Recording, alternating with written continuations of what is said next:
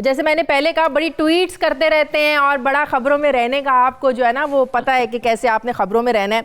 इस वक्त फवाद लग रहा है कि हुकूमत के लिए एक जो बड़ा चैलेंज है वो है नवाज शरीफ को वापस लेकर आना। बरतानवी हुकूमत को खत भी लिख दिया है। अब वो हुकूमत जिसने अपने ताई बड़ी इन्वेस्टिगेशन कराई, कराची से डॉक्टर शम्सी को बुलाया, शौकत खानम के डॉक्टर फैसल जो सीईओ हैं उन्होंने सारी इन्वेस्टिगेशन की, सब ने रिपोर्ट्स में कहा नहीं बड़े क्रिटिकल हैं, बीमार हैं। इवन के जो डॉक्टर यास्मीन राशिद साहिबा उन्होंने भी। अब आखिर क्या डाउट्स हैं कि वो बीमार नहीं है, मामू बना के चले गए, बेवकूफ़ बना के चले गए? क्या डाउट्स क्या हैं अब आप लोगों के कि इतनी बेचैनी पड़ गई है कि नवाज शरीफ को वापस आना चाहिए, बुलाएं किसी तरीके से? नहीं, पहली बात तो ये है जिस तरह से आपने आगे बात की है, और कि नवाज शरीफ साहब के इस तरह से बाहर जाने से जो एहतसाब का अमल है उस पर बड़ी जद पड़ी है। और अभी आपने जिस तरह से कहा कि आपने बड़ी इन्वेस्टिगेशन की, देखिए हमने पूरा इलेक्शन इस कैंपेन इसके ऊपर लड़ा है कि एहतसाब होना चाहिए और नवाज शरीफ और उनका ख़ानदान पाकिस्तान का अरबा रुपया जो है वो उन्होंने रिश्वत के ज़रिए लिया, फिर बाहर भेजा। अब अगर हम इसी अपने जो बुनियादी और मरकज़ी हमारा थीम था इलेक्शन कैंपेन का उसको ही हम पूरा ना कर सकें तो फिर जाहिर है कि आप भी तनकीद करेंगे, लोग भी तनकीद करेंगे। अब ये जो सारा इस वक्त मामला है ये सिर्फ हुकूमत का चैलेंज नहीं है, निज़ाम का चैलेंज है। हुकूमत ने जब वफाकी काबीना ने उनको इजाज़त दी थी ECL से, तो हमने जो रकम, जो आपको याद होगा कि जो अदालतों की तरफ से उनको सजा हुई थी उसके बराबर की रकम जो है उसकी श्योरिटी बॉन्ड हमने मांगा था। अदालत ने उसको श्योरिटी बॉन्ड को तब्दील कर दिया शहबाज शरीफ साहब की गारंटी से। अब शहबाज शरीफ साहब की गारंटी ये थी कि मैं 4 हफ्तों में वापस लेके आऊंगा नवाज शरीफ साहब को। अब ना शहबाज शरीफ साहब वापस आ रहे हैं, ना नवाज शरीफ वापस आ रहे हैं। जब आप कहते हैं कि वापस आए तो वो भी कह देते हैं मैं बीमार हूं, दूसरे से पूछें वो भी बीमार है, इसहाक डार से पूछें वो भी बीमार है, तो यानी कोई सेहतमंद आदमी नहीं है। ठीक है, बयानिया है, आप लोगों का एक नारा था, ठीक है, उसको जरूर पूरा होना चाहिए जिस नारे को, बयानिए को लेकर आप लोग चले, लेकिन बीमारी को तो बीच में ना लाएं। पहले इस अपने तक ये इन्वेस्टिगेशन तो करवा लें कि वो बीमार बरतानिया में हैं भी या नहीं है। अगर फिर वो यहाँ पर आ जाते हैं फिर वही जो है ना वो एक इमरजेंसी जो है की सूरत हाल मच जाएगी, बीमार हैं, प्लेटलेट्स गिर रहे हैं, बढ़ रहे हैं, तो फिर आप लोग क्या करेंगे? पहले ये उनकी बीमारी को तो चेक करवा लें, काउंटर चेक तो करवा लें, बीमार है भी कि नहीं है कि नहीं। तो यही तो बात की है गवर्नमेंट ऑफ पंजाब ने, जो 4 मौके दिए हैं शरीफ फैमिली को, उसमें यही कहा है कि उनकी जो मेडिकल रिपोर्ट्स हैं बरतानिया की वो शेयर की जाए। अब वो शेयर नहीं हुई। और जो आपको याद होगा कि यहाँ पर जो लाहौर में रिपोर्ट्स थी वो तो पहले ट्विटर के ऊपर शेयर होती थी, फिर उसके बाद मीडिया उस पर तबसरे करता था और फिर जाके अथॉरिटीज को मिलती थी। वैसे वहाँ के डॉक्टर्स पेशेंट की प्राइवेसी का खास ख्याल रखते हैं फवाद, वो ऐसे इतनी रिपोर्ट्स इतनी पब्लिकली आम नहीं करते हैं बरतानिया के डॉक्टर्स। तो यहाँ पर भी डॉक्टर्स तो आम नहीं कर रहे थे, आपको याद होगा मरियम नवाज शरीफ आम कर रही थी। हाँ। उनकी फैमिली आम कर रही थी और बता रही थी कि वो बड़े सीरियस हैं और इसीलिए आपने, मैंने और जितने भी लोग समझते हैं, और जिस तरह से आपने कहा बीमारी के ऊपर पॉलिटिक्स नहीं करनी चाहिए, बीमारी के ऊपर पॉलिटिक्स नहीं की और उनको बाहर भेज दिया। अब सवाल ये है कि जो अब जो रिपोर्ट्स जो हैं वो पाकिस्तान की रिपोर्ट्स जो हैं अगर वो इतनी ख़राब थी तो बरतानिया से रिपोर्ट्स भेजने में या मीडिया से शेयर करने में क्या प्रॉब्लम है? रात को डॉक्टर मुसद्दिक मलिक साहब ने नदीम मलिक साहब के प्रोग्राम में वादा किया कि वो नदीम मलिक साहब को भिजवा देंगे रिपोर्ट्स, और आज तक उन्होंने नहीं भिजवाई। अब मैं कहता हूँ शाजिया को भिजवा दें। नाज़रीन, मुझे यहाँ पे एक ब्रेक लेनी है, फवाद चौधरी मेरे साथ हैं, वापस आते हैं एक वक्फे के बाद।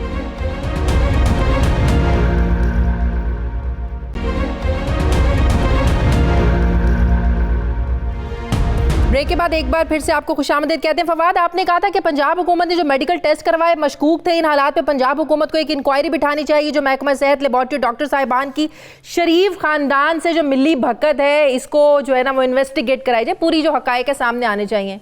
किसने की मिली भगत? पंजाब के मेडिकल बोर्ड ने या उन डॉक्टर्स ने जिनको आप लोगों ने लगाया था? देखो, इंक्वायरी, ये चीज तो इंक्वायरी में पता चलेगी ना, लेकिन एक बात तो तय है कि 2 हिस्से हैं। एक है कि देखिए मैं किसी डॉक्टर के पास जाऊंगा, मैं उसको लेबोरेटरी रिपोर्ट दिखाता हूं। अब डॉक्टर उस रिपोर्ट को देखेगा, कहेगा मेरी ब्लड प्रेशर ज़्यादा है, शुगर ज़्यादा है, कोलेस्ट्रॉल ज़्यादा है, यूरिक एसिड ज़्यादा है, वो उसके मुताबिक दवाई लिख के दे देगा। अब असल प्रॉब्लम ये है कि जो रिपोर्ट डॉक्टर देख रहा है वो सही है कि नहीं है। आपने मसलन डॉक्टर फैसल का नाम लिया, डॉक्टर यास्मीन का नाम लिया, बाकी सब ये सारे डॉक्टर्स हैं। डॉक्टर उन रिपोर्ट्स के ऊपर अपना एक ओपिनियन कायम करते हैं, जो रिपोर्ट्स उनको पेश की जाती हैं। अब एक डॉक्टर तफसीर थे, मुझे लगता है 92 के ऊपर ही उनका ये चला था या किसी टीवी पे चला था। डॉक्टर तफसीर थे सर्विसेज हॉस्पिटल के, उनका एक बड़ा बयान चला था। उन्होंने कहा कि नवाज शरीफ साहब ने तो अपने टेस्ट कभी कराए ही नहीं है और यहाँ से जो है उनकी रिपोर्ट जनरेट हो रही है, और अब बरतानवी जो लेबोरेटरीज हैं उनकी रिपोर्ट पेश नहीं की जा रही। लिहाजा वो जो डॉक्टर तफसीर का बयान बन नहीं सकता, उसकी बड़ी अहमियत हो गई है। अब ये तो अब देखो, एक और बात मैं आपको बताऊं, ये को पहला वाकया नहीं है कि जहां पे ऐसा हो रहा है। आपको याद होगा आसिफ जरदारी साहब ने रिपोर्ट बनवा ली थी यहाँ से कि वो दिमागी तौर के ऊपर ठीक नहीं है, डिमेंशिया है उनको। और बाद में जब सदर बनने के लिए कागज जमा कराए उन्होंने, तो उनके ऊपर ऑब्जेक्शन आ गया कि ये तो खुद क्लेम कर चुके हैं कि ये डिमेंशिया के मरीज हैं, ये तो प्रेसिडेंट नहीं बन सकते। उन्होंने फिर केस कंटेस्ट किया कि नहीं, जो रिपोर्ट्स मैंने सबमिट करवाई थी वो गलत थी।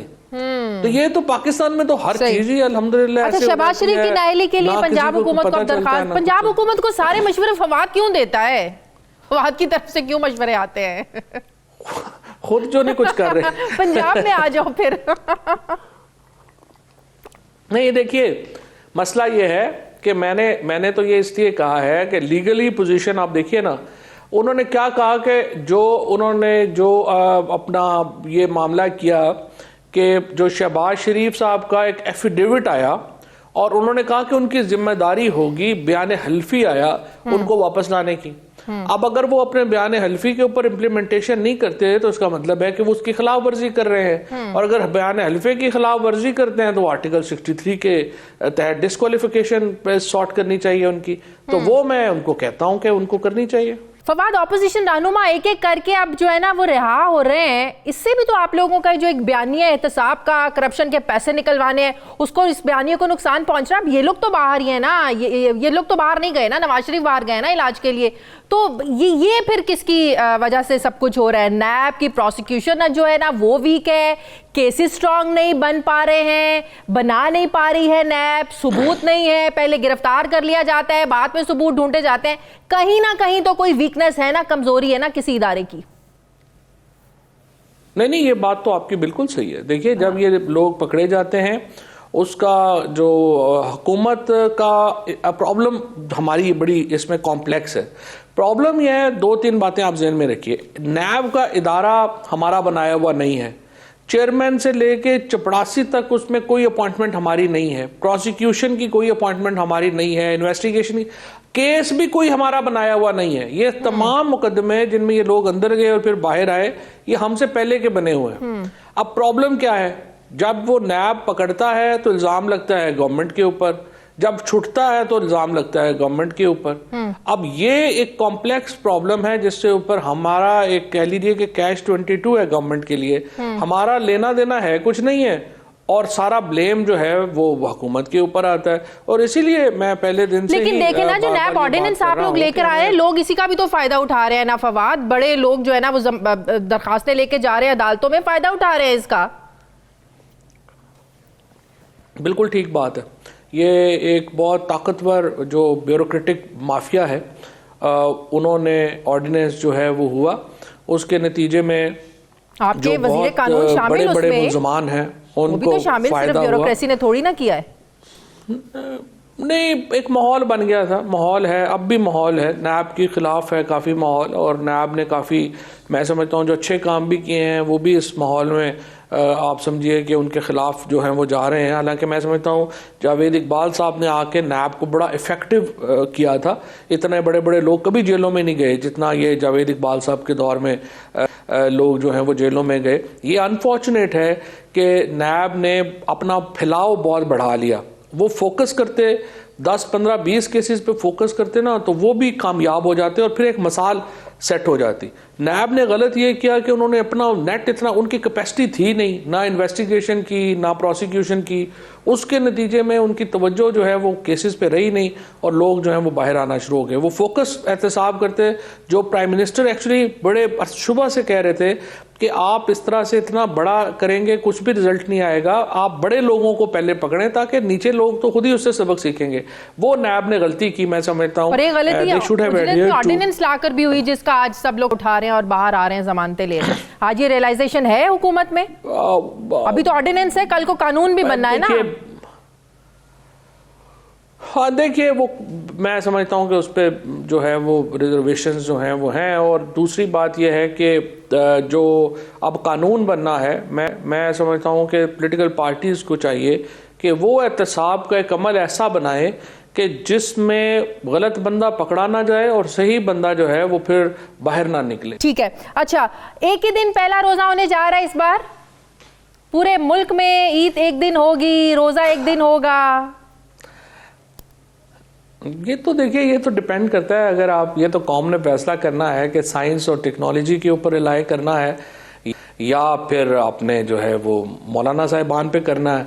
मौलाना साहिबान तो नमाज के ऊपर जो है वो एक वक्त के ऊपर और नहीं आते, एक इमाम के पीछे नहीं आते, तो उन्होंने बाकी की चीज़ों के ऊपर तो बड़ा मुश्किल है कि वो कोई कंसेंसस क्रिएट कर सके। बहरहाल अगर आपने एक ईद करनी है, आपको साइंस एंड टेक्नोलॉजी पे भरोसा करना पड़ेगा, नहीं करनी तो आपकी मर्जी। इजलास में आप जा रहे हैं, जाहिर है, तो आप सजेशंस देंगे, कन्विंस करने की कोशिश करेंगे? नहीं, ये तो हमने बुलाया है दोनों सेनेट की रिलीजियस अफेयर्स कमेटी को, नेशनल असम्बली को, और जो अपना वज़रा साहिबान है उनको हमने बुलाया है। और हम सिर्फ उनको ये बता रहे हैं कि ये जब हम कहते हैं कि चांद टेक्नोलॉजी से देखा जा सकता है तो उसका मतलब क्या है। और ये हम 7 जगह के ऊपर, देखिए हमारे लिए जो बुनियादी बात क्या है, बुनियादी बात यह है कि पाकिस्तान की सरहद हमारे लिए मुकद्दस है। इन सरहदों के अंदर जब चांद नजर आता है, सरहद के अंदर चांद नजर आता है, तो हम कहते हैं कि पाकिस्तान में चांद नजर आ गया। अगर ये अफगानिस्तान में, ईरान में, सऊदी अरेबिया में, मलेशिया में, वो हमारा कंसर्न नहीं है। हाँ। आप सरहद के अंदर नजर आएगा, हम कहेंगे चांद। और 7 जगह के ऊपर हम मॉनिटर कर रहे हैं चांद को, जो पाकिस्तान की जो सारी, हम तो बचपन से ये देखते आ रहे हैं, जिस दिन सऊदी अरब में रोजा होगा दिन बाद हमारे यहाँ होगा। हम देखते आ रहे हैं सऊदी अरब में ईद होगी, एक दिन बाद हमारे यहाँ ईद होगी। हमें तो बचपन से यही देखा है, यही सुना है और यही देखा है। वो तो हाँ, बेसिकली देखो ना, वो तो तुक्के की बात है ना, तुक्का है ना कि लग गया तो ठीक है, नहीं लगा तो ना से। हम तो जो कैलेंडर है जो हमने दिया है वो साइंटिफिक फॉर्मूला के ऊपर मबनी है, वो अकल के ऊपर मबनी है और फ्यूचर के ऊपर मबनी है। और हम समझते हैं कि अगर आपने वाकईतन एक ईद करनी है तो फिर आपको साइंस टेक्नोलॉजी से मदद लेनी चाहिए। इसीलिए हमने मुफ्ती मुनीबुर रहमान साहब को भी दावत दी है, मौलाना पोपलजी साहब को भी दावत दी है कि आप आइए, सिर्फ देख लीजिए कि ये हम क्यों कह रहे हैं इतनी सर्टिनिटी से कि 24 अप्रैल को चांद नजर आ जाएगा, 25 को पहला रोजा होगा। हम कह क्यों रहे हैं? आप आइए, पहले निजाम देखिए, नहीं पसंद आएगा तो फिर जाहिर है कुछ जबर थोड़ा ही है, ये किसी जबरदस्ती तो नहीं करवाई जा सकती। वो तो अपनी मर्जी है, जिसने करनी है करेगा, जिसने नहीं करनी नहीं करेगा। सही। फवाद, जाति के मुजरिमान को सरेआम फांसी क्यों नहीं होनी चाहिए? देखिए, ये एक ऐसा इशू है जिसके ऊपर बहुत लिखा जा चुका है। देखिए, बात यह है कि सोसाइटी जो है ना हमारी, जो भी इंसान जो है वो एक कंपैटिबल होता है। हमने हमेशा ये देखा है, मैं तो ये पहली बात तो मैं ये कर रहा हूं कि हम प्रिवेंशन के ऊपर तो यहाँ बात ही कोई नहीं कर रहा पाकिस्तान में। मुझे अब बताइए कि सबसे ज्यादा जो शिकायत आई हैं बच्चों की, वो अपने जो मजहबी इदारे हैं उनसे आई हैं। एक भी मजहबी जमात ने अपनी इंट्रोस्पेक्शन नहीं किया। जब ये चर्च में मामला आया था, जब ये सबसे पहले यूरोप के अंदर ये मामला जो है वो चर्च में आया था, वेटिकन ने उसके ऊपर नोटिस दिया और तमाम तवज्जो दी उन्होंने इस मामले के ऊपर कि हमारे यहाँ कोई इस प्रिवेंशन के ऊपर बात ही नहीं करता। हर बंदा समझता है कि फांसी लगा देंगे बाहर तो ये जातियां रुक जाएंगी। ये जैनब के केस में इन्होंने कहा फांसी लगा देंगे, रख जाएगा। 14 दिन के अंदर फांसी लग गई, उसके बाद केसेस बढ़ गए। अब आप मुझे बताएं कि इसी तरीके से नहीं, सरेआम फांसी का भी मैं आपको बता रहा हूँ ना, मिसाल के तौर के ऊपर जो सऊदी अरेबिया है वहां पे मंशियात के केसेस में सरेआम फांसी लगती है। 2014 में सबसे ज्यादा फांसियां लगी, 2015 में केसेस बढ़ गए। इसी तरह 3 मुल्क जो हैं वो सबसे ज़्यादा फांसियां लगाते हैं आपको दुनिया में, मैं आपको बता दूं, चाइना, ईरान और पाकिस्तान। और पाकिस्तान में जो डेथ रो के ऊपर लोग हैं वो ईरान और चीन से भी ज़्यादा हैं। हम लोगों ने यहाँ पे ये एक जो हमारी गलत फहमी है ना कि ये फांसी लगने से या सरेआम फांसी लगने से को पता नहीं क्या जो है वो हर चीज़ रुक जाएगी, ऐसे होते ही नहीं है। ना तो कोई बंदा एविडेंस के ऊपर देखता है, ना कोई।